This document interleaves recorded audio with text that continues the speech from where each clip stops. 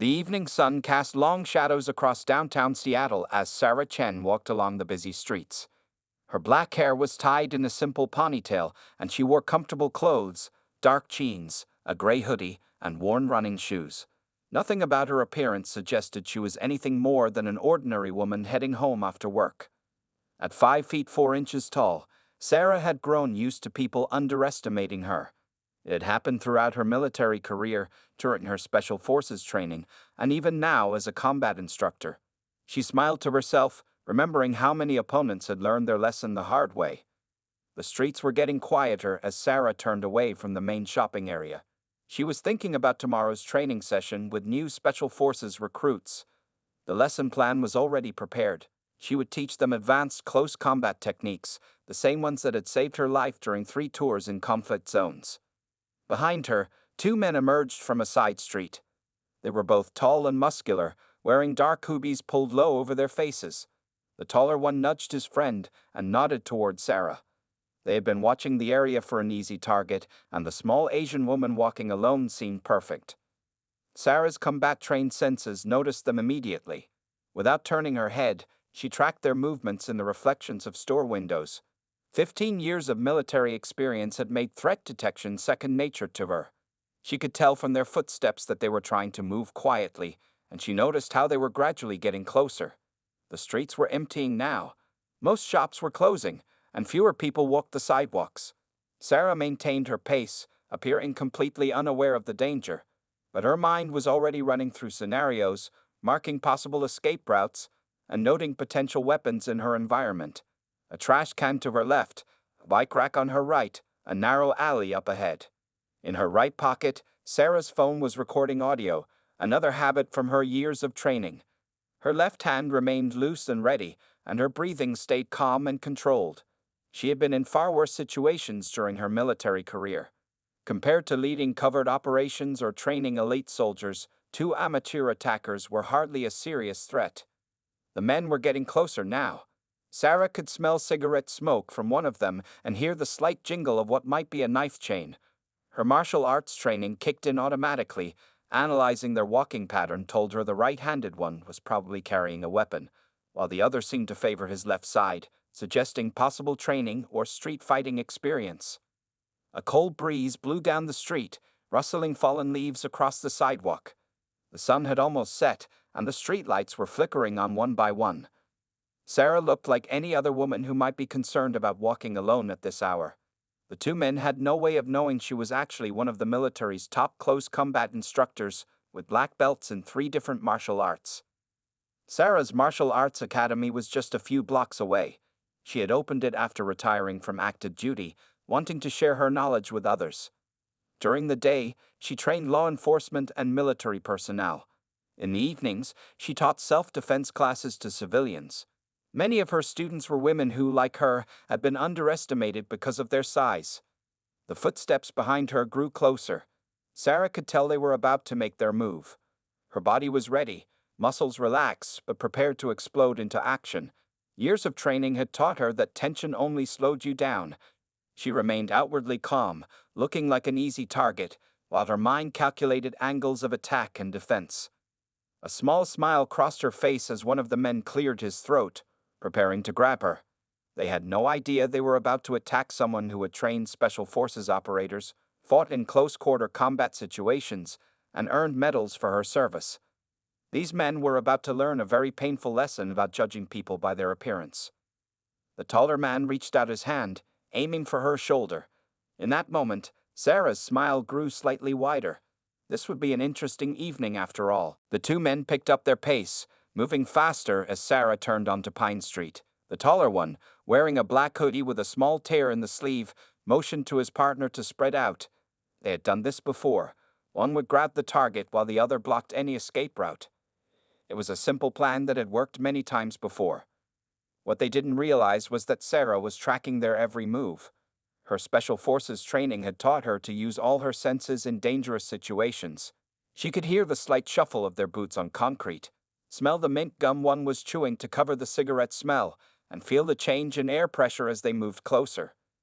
The street ahead was darker, with one broken streetlight creating the perfect spot for an ambush. Sarah knew they would make their move there. It was what she would have chosen herself during urban combat training. The younger man, wearing the gray hoodie, had a slight limp in his left leg, probably an old injury. The taller one kept touching his right pocket, a clear sign he was carrying a weapon. Sarah pulled out her phone, pretending to check messages. In reality, she was using the screen's reflection to watch them more clearly. The younger one was nervous, his movements jerky and uncertain. But the taller man moved with confidence, his steps showing some kind of fighting experience. She guessed he might have done some boxing or street fighting, based on how he held his shoulders. A couple walking their dog crossed to the other side of the street, leaving Sarah alone with her stalkers. The men thought this was good luck for them, but Sarah knew better. Fewer witnesses meant she wouldn't have to worry about innocent bystanders getting hurt when the fight started. She had learned this lesson the hard way during a mission in Baghdad, where a crowded marketplace had made things much more complicated. The broken street light was 20 steps ahead. Sarah counted down in her head, remembering her combat instructor's voice. Awareness is your first defense. Her boots were laced tight, her jacket loose enough for quick movement. The weight of her keys in her left pocket could work as a weapon if needed. Every detail mattered when preparing for combat. Behind her, the men were almost close enough to grab her. The taller one was breathing harder now, excitement or nervousness making him less careful. His partner had moved to the left, trying to cut off the escape route to the alley. Sarah noticed all of this while appearing to be completely focused on her phone, just another distracted woman making herself an easy target. The temperature had dropped, and a light fog was rolling in from the bay. It reminded Sarah of her survival training, where she had learned to use weather conditions to her advantage. The moisture in the air would make the sidewalk slightly slippery, something she could use if she needed to throw one of them. Her mind calculated angles and positions automatically, like a chess player thinking several moves ahead. Sarah's right hand stayed relaxed and ready. She had learned this stance from a martial arts master in Japan, appearing completely harmless while being prepared to strike in an instant. The knife in the tall man's pocket wouldn't matter. She had disarmed hundreds of armed opponents during her training sessions, teaching military and police officers how to handle weapon threats. They were 5 steps from the broken streetlight now. Sarah could hear the younger man's breathing getting faster, nervous about what they were about to do. The taller one moved slightly closer, his confidence making him careless. Neither of them noticed how their target's feet had shifted into a subtle fighting stance, or how her breathing remained perfectly calm. The dark spot under the broken light was just ahead. Sarah knew the attack would come in the next few seconds. Her body was ready, muscles relaxed but prepared to explode into action. Years of combat experience had taught her that the moment before a fight was crucial. Stay calm, stay focused, let them make the first mistake. As they entered the darkest part of the street, Sarah heard the scuff of a boot as the taller man prepared to lunge forward. A small smile crossed her face. In just a few moments, these men would learn why attacking strangers was a very dangerous choice. The moment of attack came swiftly. The taller man's hand shot out, grabbing Sarah's shoulder with a grip that would have frightened most people. His fingers dug into her jacket as his partner moved to block the street ahead. They had done this many times before, and their movements showed their usual confidence. "Give me your purse, and you won't get hurt," the tall man growled, his voice trying to sound threatening. He pulled out a knife from his pocket, the blade catching the dim light from a distant street lamp. It was a switchblade, about 6 inches long when opened, with a black handle that showed signs of frequent use. Sarah stood perfectly still, her body relaxed under his grip. Her heart rate stayed steady.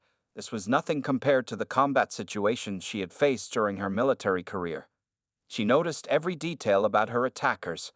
The tall one's knife hand was slightly shaky, showing he wasn't used to close combat, while his partner kept shifting his weight, revealing his nervousness. The second man moved closer, trying to look intimidating. "You heard him, lady. Don't try to be a hero." He was younger, probably in his mid-20s, and his voice cracked slightly at the end of his sentence. Sarah could smell alcohol on his breath. They had probably been drinking to build up courage for their crimes. What confused the attackers was Sarah's complete lack of fear. Most victims would be trembling, crying, or trying to run away. Instead, she stood calmly, her breathing steady and controlled. The tall man's confident smirk began to fade as he noticed the unusual steadiness in her eyes. Something wasn't right about this woman. Is that how you hold a knife in a fight? Sarah asked quietly, her voice carrying the tone of a teacher correcting a student. Your grip is all wrong. It makes it too easy to do this. She hadn't moved yet, letting them hear the calm professionalism in her voice. Years of teaching combat techniques had given her this habit of pointing out mistakes. The tall man's confusion turned to anger. Shut up and give me the purse. He pressed the knife closer, trying to regain control of the situation. But Sarah had already noted every flaw in his stance. His weight was off balance, his knife hand was too tense, and his partner was standing in the wrong position to help him. You know, Sarah continued, still not moving, in Special Forces training, they teach us 17 different ways to disarm someone with a knife. She spoke as if she was giving a normal lesson at her martial arts academy. Would you like to see one of them? The younger man's eyes widened at her words. Something in her calm confidence made him take a step back. But his partner was too angry to notice the warning signs. I said shut up, the tall man shouted, tightening his grip on her shoulder. Sarah could feel the exact pressure of his fingers, the angle of his knife, the tension in his arm. Her military training had taught her to read an opponent's body like a book. Every muscle movement told her what they would do next. The tall man was about to try a threatening slash with his knife, a common mistake made by untrained attackers. Last chance, Sarah said quietly. You can walk away now, or you can spend the next few weeks in a hospital learning why attacking strangers is a bad idea. Her voice remained professional and calm, the same tone she used when teaching combat classes to new recruits. The younger man sensed the danger first. Something about this woman's confidence made him very nervous. Maybe we should, he started to say, but his partner cut him off with an angry growl. No one talks to me like that, the tall man snarled. He started to move the knife in a slashing motion, exactly as Sarah had predicted. His anger made him sloppy, his movement telegraphing his intentions like a beginner in a training session. Sarah's lips curved into a slight smile. In the next few seconds, these men would learn why Special Forces operatives were considered the most dangerous close combat fighters in the world. Her body remained relaxed, but her mind had already planned out every move of the fight that was about to begin. What happened next was so fast that the younger attacker could barely follow it with his eyes. As the tall man's knife slashed through the air, Sarah's body moved like liquid lightning. Her left hand shot up, catching the man's knife arm at precisely the right point between his wrist and elbow. At the same time, her right hand clamped down on his wrist, applying pressure to nerve points that her years of martial arts training had taught her. The knife clattered to the ground as the tall man's fingers opened involuntarily. His confident expression turned to shock as pain shot through his arm. Sarah had used a technique that she had practiced thousands of times, a move that was designed to disarm opponents quickly and efficiently.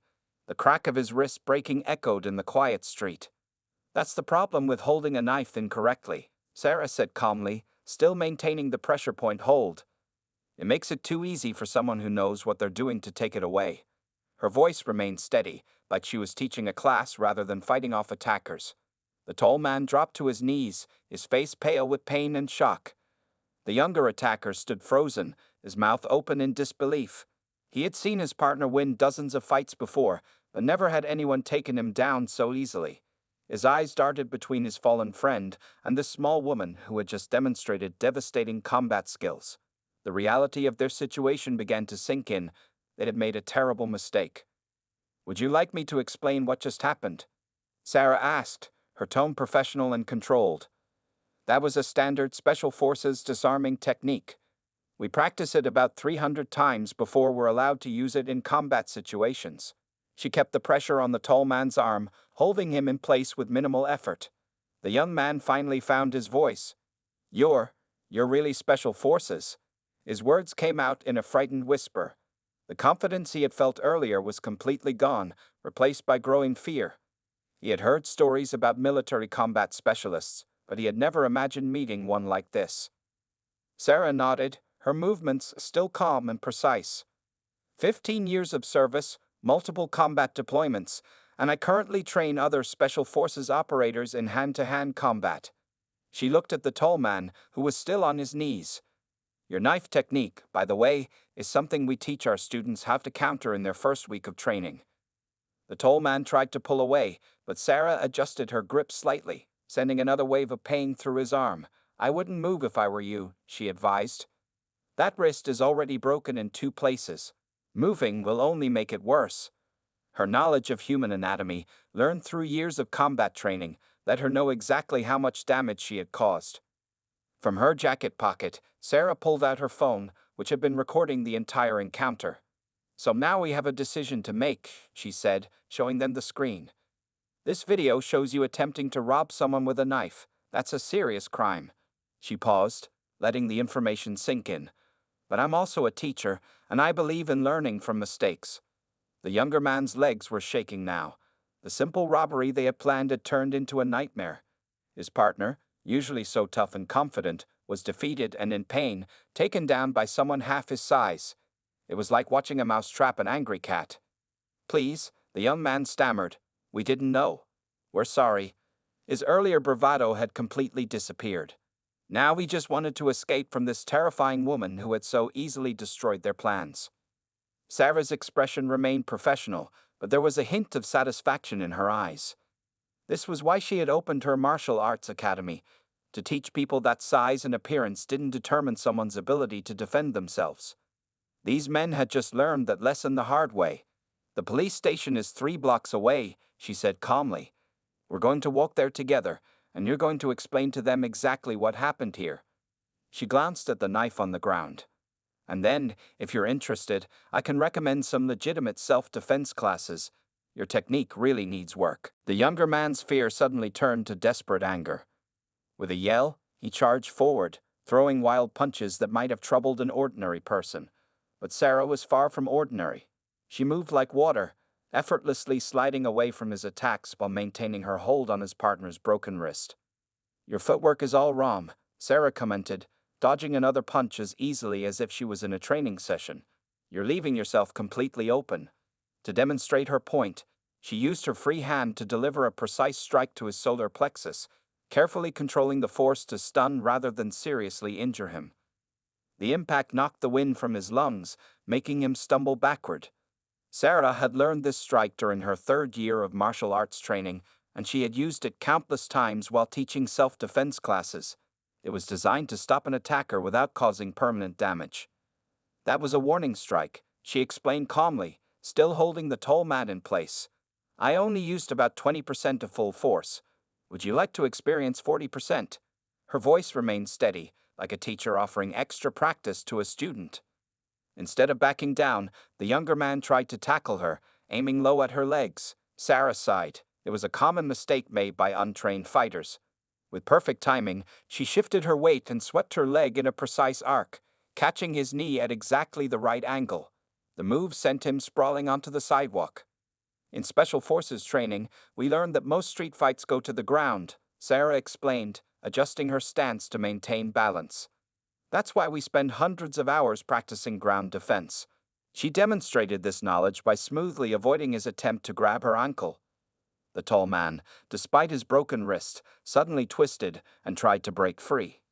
Sarah had expected this. Wounded opponents often made desperate moves. She used his own momentum against him, executing a perfect hip throw that she had taught just last week in her advanced class. He landed hard on the pavement, the impact driving the air from his lungs. That throw, Sarah said, still speaking in her instructor's voice, is one of the first techniques we teach to new Special Forces recruits. It uses your attacker's energy against them. The younger man had struggled to his feet, but he was limping badly now. His earlier confidence was completely gone, replaced by a mixture of fear and confusion. He had never seen anyone fight like this. It was like trying to attack a ghost that could hit back with devastating precision. You should really learn to read your opponent's body language, Sarah advised, noticing him preparing for another rush. Your shoulders tense before you attack, making your moves easy to predict. She demonstrated this knowledge by sidestepping his charge and using a simple redirection technique to send him stumbling past her. The tall man tried to rise, but Sarah quickly applied pressure to a specific point on his shoulder. It was a controlled technique she had learned from a martial arts master in Japan, designed to immobilize without causing serious injury. Stay down, she said firmly. Your wrist needs medical attention. Both men were breathing heavily now, while Sarah's breathing remained calm and controlled. Years of combat experience had taught her to conserve energy and stay relaxed during fights. She watched as the younger man made one final, desperate attempt to attack. This time, she decided to end things definitively. As he charged, she executed a perfectly timed combination, a block, followed by an elbow strike to his ribs, and finishing with a sweep that took his legs out from under him. He crashed to the ground beside his partner. That combination is something we teach our advanced students, Sarah explained, standing calmly between the two fallen attackers. It's particularly effective against aggressive opponents who don't know how to properly defend themselves. Both men lay groaning on the sidewalk, their bodies aching from impacts they hadn't even seen coming. Sarah stood over them, her posture perfect, showing no signs of exertion. To her, this brief fight had been less demanding than her morning workout. Sarah maintained her defensive stance as both attackers struggled on the ground. Her military training had taught her that the most dangerous moment in any fight was often after you thought you had won. She watched their movements carefully, noting how the tall man cradled his broken wrist while the younger one tried to catch his breath. "Let me introduce myself properly," Sarah said, her voice carrying the authority of someone used to commanding attention. "I'm Major Sarah Chen, retired Special Forces, current military combat instructor, and owner of the West Side Martial Arts Academy." She paused, letting her words sink in. "I also train the Seattle Police Department's tactical unit." The younger man's face went pale at this information. What had started as a simple street robbery had turned into the worst mistake of his life. He looked at his partner, who was now sitting up slowly, his face twisted in pain. The knife that had made them feel so confident earlier lay useless on the ground, a symbol of their failed attack. "You have about 30 seconds to make a very important decision," Sarah continued, pulling out her phone again. "The video I recorded shows everything: the knife, the attempted robbery, and your attacks. That's enough evidence for some serious jail time." She spoke with the calm confidence of someone who knew exactly how the legal system worked. From somewhere nearby, a police siren wailed. Both men flinched at the sound. Sarah noticed the younger one looking toward the alley, probably thinking about trying to run. "I wouldn't," she advised. "Even with your injuries, I can still catch you before you make it 10 feet. Special Forces training includes urban pursuit tactics." The tall man spoke for the first time since his wrist was broken, his voice shaky. "We didn't. We didn't know who you were." His earlier confidence was completely gone, replaced by a mix of pain and fear. The reality of attacking a military combat specialist was finally sinking in. Sarah nodded, her stance relaxing slightly but remaining ready. "That's exactly the point," she said. "You never know who you're attacking. The next person might be a nurse going home after saving lives, or a teacher who stays late helping students." Her voice carried the weight of someone who had seen real combat.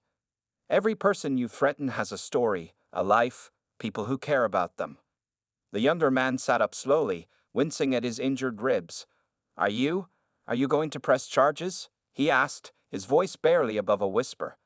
The streetlights cast harsh shadows on his face, making him look even younger and more frightened. Sarah studied them both carefully. Her military experience had taught her to read people in critical situations. She saw fear in their eyes, but also something else, the beginning of understanding. Sometimes she knew the best lessons came from the worst mistakes. "That depends," she answered, keeping her voice firm but not harsh. "I have connections with several rehabilitation programs. They work with people who want to change their lives, teach them job skills, help them find better paths." She paused, letting them process her words. "But it only works if you're serious about making changes." The police siren was getting closer now. Sarah could tell from the sound that it was probably Officer Martinez. She had trained him in defensive tactics last month. The timing would give these men a few more moments to think about their choices. "I've seen real combat," Sarah continued, her voice softening slightly. "I know what it means to fight for something important. What you're doing here, attacking innocent people, that's not fighting. That's just causing pain and fear." Her words carried the weight of someone who had seen both the worst and best in people. The tall man looked up at her, then at his broken wrist, and finally at his young partner. Something in his expression changed, a hardness giving way to resignation, maybe even a hint of shame. The younger man was already nodding slowly, his earlier bravado completely stripped away. The police car turned the corner, its lights painting the street in flashing blue and red. Sarah watched as both men's shoulders slumped in surrender.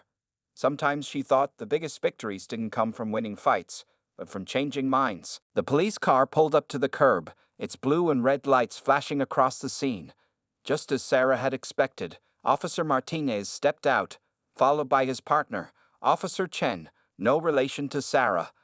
Both officers immediately recognized her from the defensive tactics classes she taught at the police academy.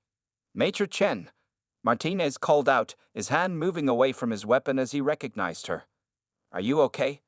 He looked at the two men on the ground, noting their injuries and defeated postures. The younger officer had already pulled out his radio to call for medical backup. Sarah nodded professionally. Everything's under control, officers. These gentlemen and I just had an educational discussion about proper self-defense techniques. She held up her phone, showing them the recorded video.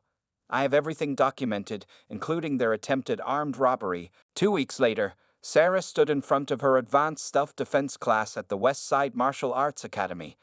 The evening's incident had made local news, and her student enrollment had doubled. Most of the new students were women who wanted to learn how to protect themselves, inspired by the story of how she had handled the attack. Real self-defense isn't about looking tough or winning fights, Sarah explained to her class, demonstrating a simple wrist escape. It's about awareness, confidence, and knowing how to handle dangerous situations. The students watched carefully, many of them taking notes.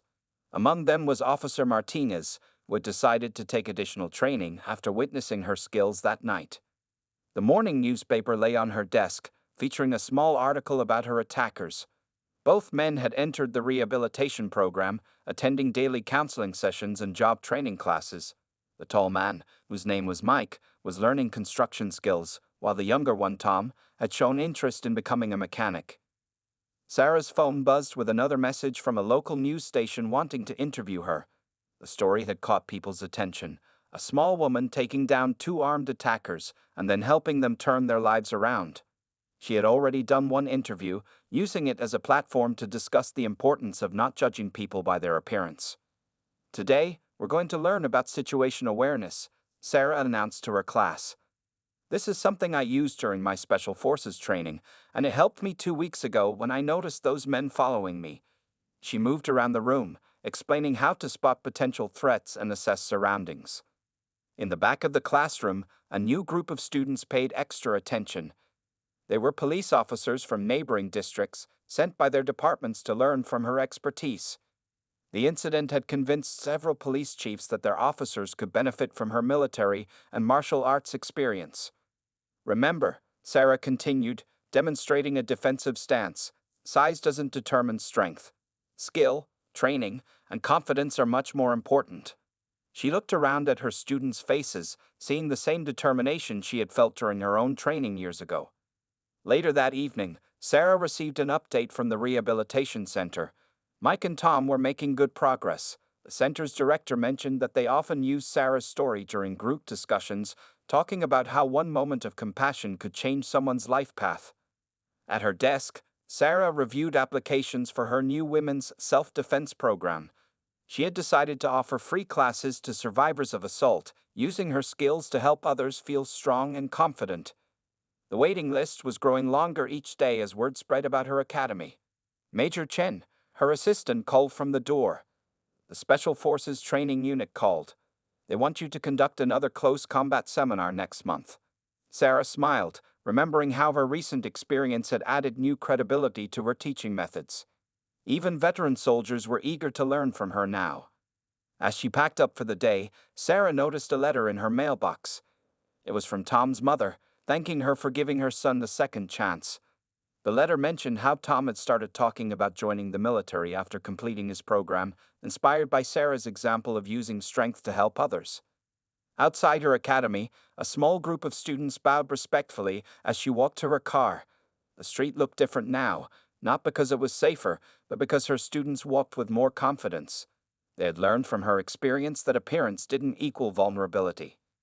Sarah's phone showed another message, this time from Officer Chen. The police department's new training program, based on her methods, was showing positive results.